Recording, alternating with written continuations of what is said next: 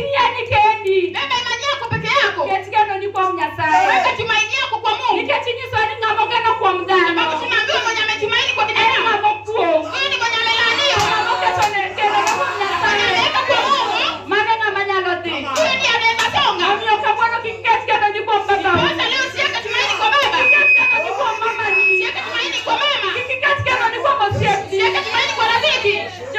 Joseph nyalo uoni. Marafiki wanaweza danganya. Dada nyalo uoni. Binadamu wanaweza danganya. Kenya sema ni uoni. Hakuna Mungu mwenye anaweza kudanganya. Chembara chanya sema ni uoni. Hata siku moja Mungu hatakudanganya.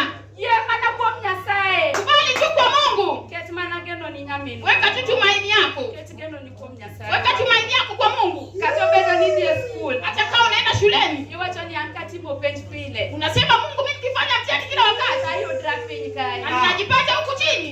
Dada Nyasaye tiketi ya mati. Omba Mungu na uweke imani kidogo. Ye matini wach ni kadoke school. Chukua imani kidogo useme nikirudi shuleni. Neni kimanyo nyingi nyalo yudi kate first term. Wakitafuta jina langu watapata huko juu alama 10. Kise bedo kimanyo school fee nyamini. Ukiwa unatafuta school fee. Kata wadwa manka. Ama ndugu yangu. Kata baba kata mama manika. Hata baba ama mama yuko hapa. Tena no katembe diko ni kikoni. Unaona majaribio inakupeleka huku na huku. Kiki koni onge ki maber mekuoke. Huko hakuna kitu kizuri kinatoka. Kiki koni jawasiko se chungni. Ukiangalia huku pia hakuna kitu kizuri. Kiki mbele jawasiko chungni. Ukiangalia mbele kuna maadui. Kiki chenja wasiko chungni. Nyuma vile vile.